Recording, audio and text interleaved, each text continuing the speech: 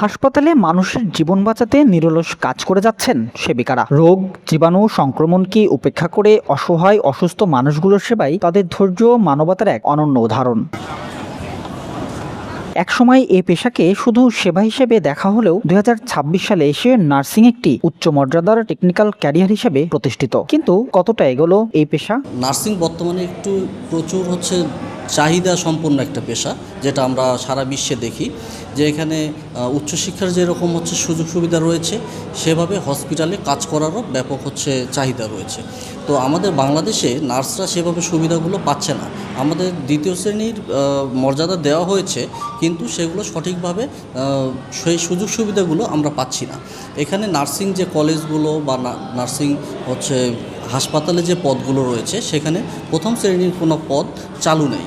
এখানে যদি direct BCS চালু করা হয় নার্সিংয়ের, সেক্ষেত্রে আমাদের যারা নার্সিং পড়ছে বা আগামীতে পড়ার চিন্তাভাবনা করছে, তারা আরও ব্যাপকভাবে উৎসাহ পাবে। পরিসংখ্যান বলছে, বিশ্ব স্বাস্থ্য সংস্থার মানদণ্ড অনুযায়ী বাংলাদেশে নার্সের সংখ্যায় এখনও বড় ঘাটতি রয়েছে। বর্তমানে প্রতি 10,000 মানুষের জন্য নার্স আছেন মাত্র 4 জন। চিকিৎসকের তুলনায় 3 জন নার্স থাকার কথা থাকলেও দেশে এখনও একজন চিকিৎসকের বিপরীতে নার্স একজনেরও কম। উন্নত স্বাস্থ্যসেবা বা বিভিন্ন ধরনের জটিল যে পরিস্থিতি হঠাৎ আমাদের যে মোকাবেলা করতে হয়, সেক্ষেত্রে আমাদের আসলে নার্সের সংখ্যা বাড়ানো উচিত।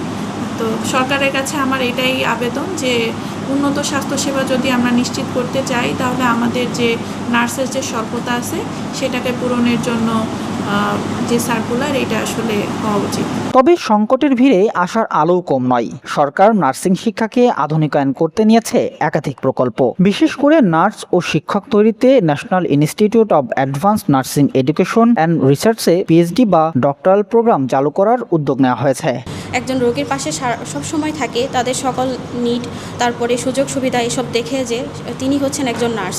মানে রোগীর যাবতীয় যত চাহিদা সব কিছু ফুলফিল করে একজন নার্স। আমাদের দেশের বা ওয়ার্ল্ডের যে খারাপ একদম যে ক্রাইসিস সিচুয়েশনগুলো ছিল, যেমন কিছুদিন আগে আমরা কোভিড বা আমাদের দেশের এই যদি বড় দুর্যোগগুলোর কথা চিন্তা করি, বিভিন্ন অগ্নিকাণ্ড বা ভূমিকম্প, এই ধরনের সময়গুলোতে আমরা দেখছি যে হসপিটাল বা অন্যান্য সেক্টরেও নার্সরা একদম তাদের জীবন বাজি রেখে কাজ করে গেছে। শুধু দেশেই নয়, আন্তর্জাতিক বাজারেও বাড়ছে বাংলাদেশি নার্সদের কদর। কোরিয়া, সৌদি আরব, কাতার ও কানাডার মতো দেশের সহযোগিতায় পরিচালিত প্রো নার্স প্রজেক্টের মাধ্যমে নার্সদের বিশ্বমানের প্রশিক্ষণ দিয়ে দক্ষ করে তোলা হচ্ছে। মধ্যপ্রাচ্য ছাড়িয়ে এখন ইউরোপ ও আমেরিকাতেও বাংলাদেশি নার্সদের জন্য তৈরি হচ্ছে সোনালী সুযোগ। Our nurse our future, empowered nurse life saves, এই যে প্রতিপাদ্য বিষয়টাকে কেন্দ্র করে আমাদের এই যে সেবা দেওয়া, আমরা আসলে এই যে যশোর শহরে আমরা যে নার্সরা আমরা সার্বক্ষণিকভাবে রোগীর পাশে থেকে সেবা করে যাই, আমাদের অনেক পরিশ্রম থাকে, নাইট ডিউটি করা, শিফটিং ডিউটি করে সকাল বিকাল এবং নাইট যে পর্যাপ্ত কষ্ট করে আমরা যে সেবা দিই। নার্সরা এখন সরকারি চাকরিতে 2য় শ্রেণীর পদমর্যাদা পাচ্ছেন, যা মেধাবী তরুণ তরুণীদের এই পেশায় আসার আগ্রহ বহুগুণ বাড়িয়ে দিয়েছে। কিন্তু সেই তুলনায় সরকারি সুযোগ সুবিধা থেকে বঞ্চিত হচ্ছেন সেবিকারা। আমাদের সেকেন্ড ক্লাসের মর্যাদা দিয়েছে, কিন্তু কোনো আমরা সুযোগ সুবিধা পাই না।